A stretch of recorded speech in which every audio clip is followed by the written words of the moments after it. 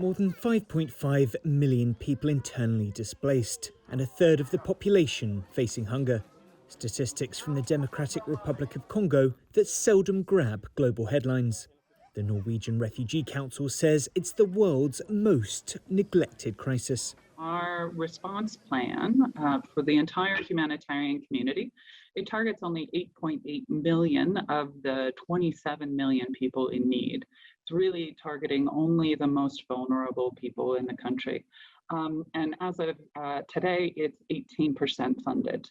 According to the NRC's annual analysis, the top 10 most neglected crises are all in Africa.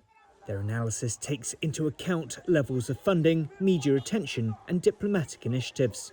There are fears that the war in Ukraine could push other crises further out of the public spotlight. The war in Ukraine has really sucked attention away from situations like Afghanistan or the Sahel. I mean, Western diplomats in particular just don't really have the bandwidth to focus at a high level on what's going on in other regions.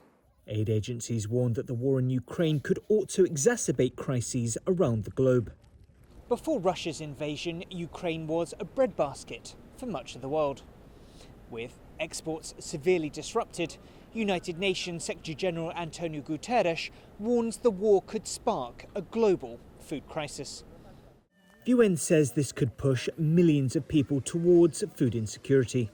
Rising costs for food and energy could also stretch the budgets for aid agencies. Nations have pledged billions of dollars to assist Ukraine, and there are concerns resources will be diverted away from other missions. Back in March, the UN announced the Yemen humanitarian drive was only 30% funded. Programs in Yemen are facing unprecedented funding shortages that are forcing reductions and closures of life-saving assistance. The war in Ukraine has triggered an enormous humanitarian response. Aid agencies say this should inspire the international community to take greater action to also help address neglected crises around the world.